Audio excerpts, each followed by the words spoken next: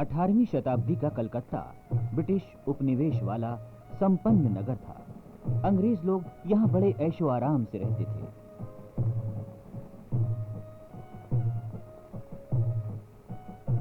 इस दौरान यहाँ अस्थायी रूप से रहने वाले और कलकत्ता की यात्रा पर आने वाले ब्रिटिश चित्रकारों ने अपने अनुभवों को जल रंगों और गूची से चित्रों में उतारा।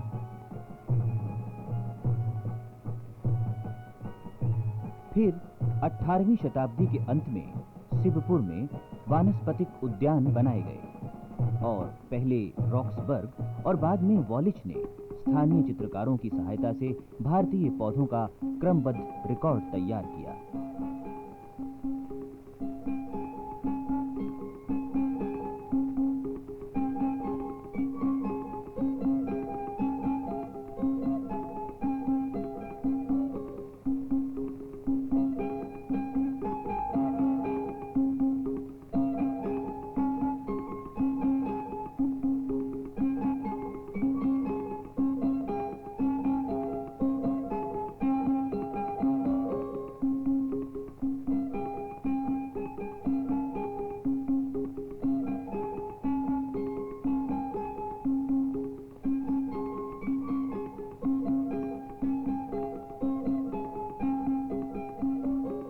और फिर इसके बाद वेलेस्ले ने भी बैरकपुर में अपनी देखरेख वाले इलाके के पशुओं और पक्षियों के चित्र बनाने के लिए भारतीय कलाकारों को काम पर रखा।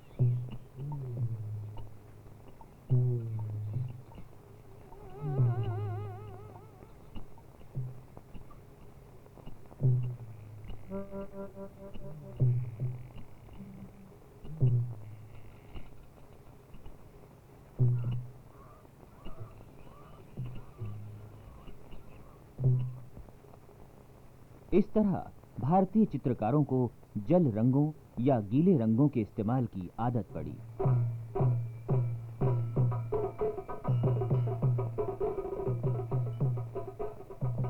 अठारहवीं शताब्दी का काली घाट कलकत्ता के बिल्कुल पास स्थित मंदिर ग्राम, एक महत्वपूर्ण तीर्थ स्थल।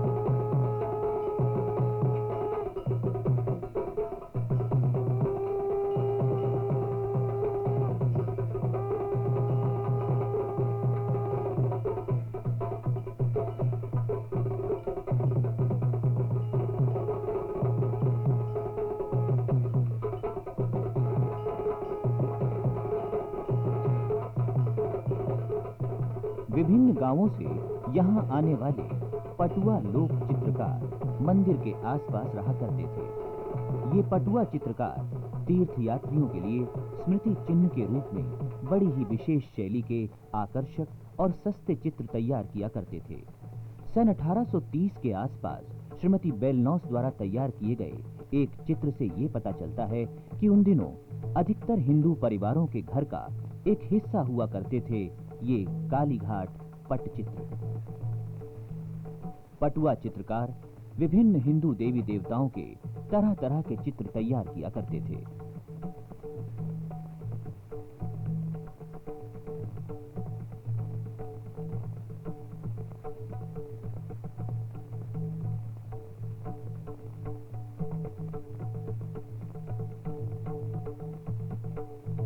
शिव और पार्वती।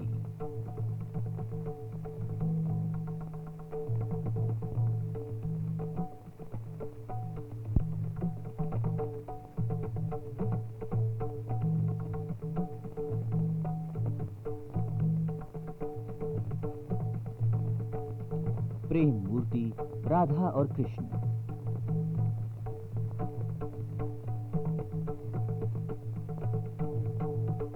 रामायण और महाभारत के पौराणिक पात्रों के तरह तरह के चित्र।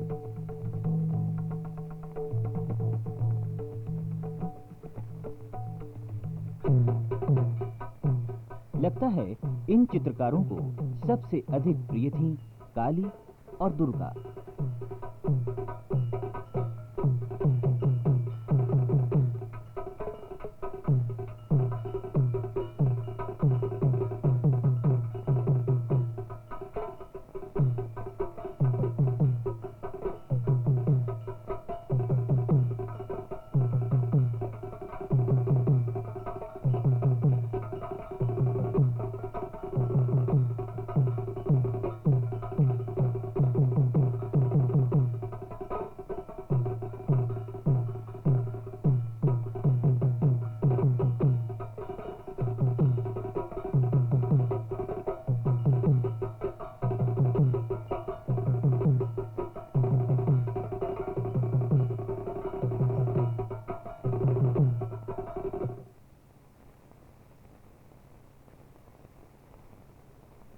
पटुआ शैली के जाने माने चित्रकारों में निबरन चंद्र घोष, कालीचरण घोष, नीलमणि दास, बलराम दास और गोपाल दास आदि के नाम प्रमुख हैं।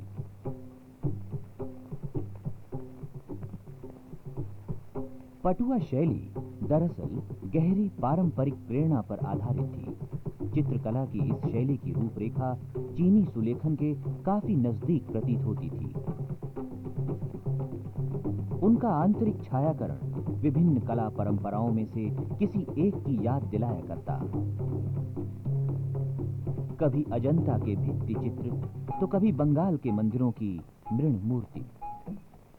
साथ ही इन पटुआ चित्रों में एक और बड़ी प्राचीन शैली भी दिखाई देती थी, चित्रित नामावली के रूप में पूरी कथा का वर्णन।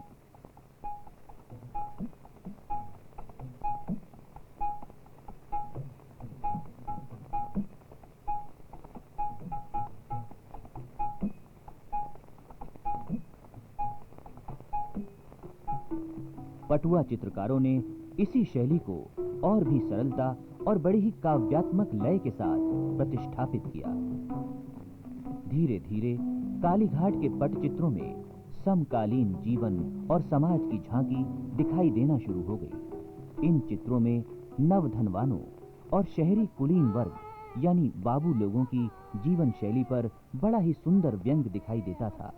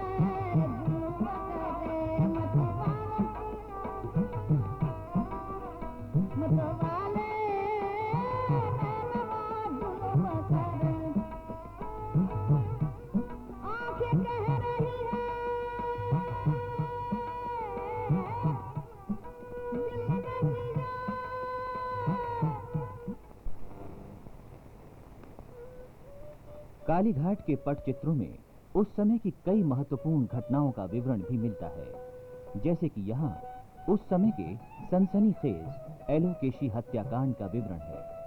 तारकेश्वर के महंत की मुलाकात हुई एलोकेशी से और उससे प्रेम हो गया।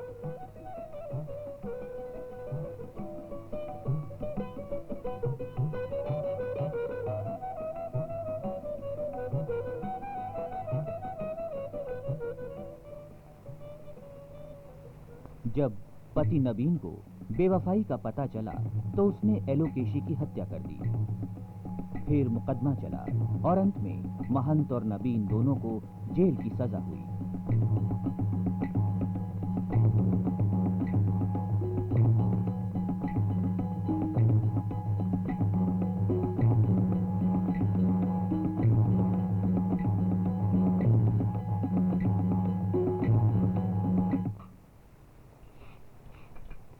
जिन दिनों कालीघाट की चित्रकला का विकास हो रहा था, उन्हीं दिनों उत्तर कलकत्ता के गरनहाटा में एक और कला भी विकसित हो रही थी, लकड़ी या काष्ठ नक्काशी।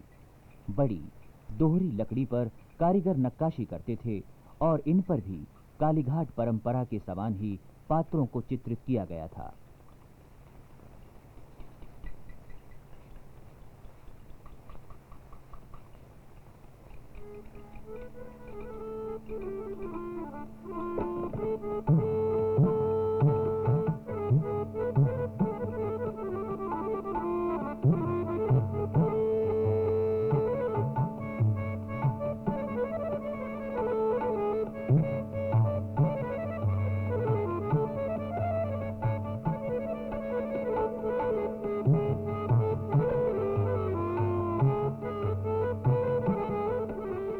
कहा जा सकता है कि 1920 के दशक तक कालीघाट चित्रकला का स्वर्ण युग समाप्त हो गया। जल रंगों की जगह नमूने वाले और सस्ते प्रिंट इस्तेमाल होने लगे। सुंदर कला का पतन शुरू हो गया था। पटुआ कलाकारों का भविष्य भी धूमिल नजर आने लगा था। बचे हुए नए कलाकारों ने अपना पेशा बदल डाला। इन्हीं में से एक हैं शिरीष चंद्र पाल, जो अब एक मूर्तिकार हैं। केवल कभी कभी ही ये पटुआ शैली में चित्र बनाते हैं।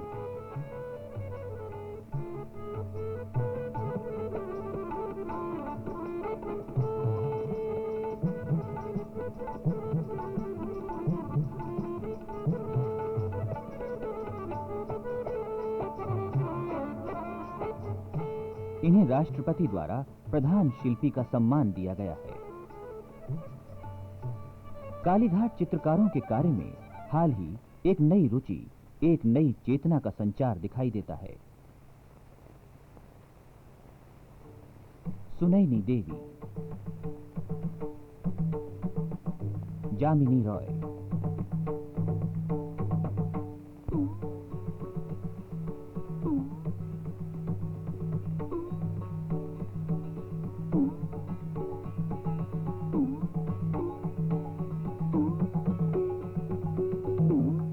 और फ्रांस में फर्डिनेंड लेजर नई चेतना से प्रभावित हुए हैं।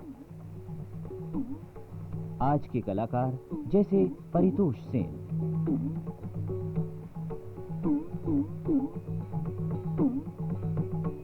बिजॉन चौधरी,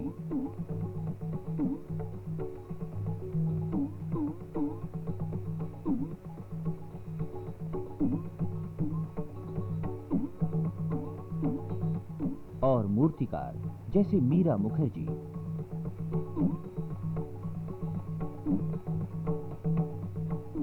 विपिन गोस्वामी,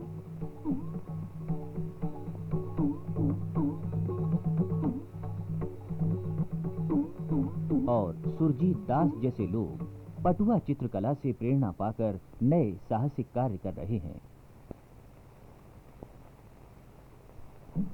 गगनेंद्र नाथ टैगोर ने भी सुंदर और रुचिकर व्यंगों से प्रेरणा प्राप्त की है।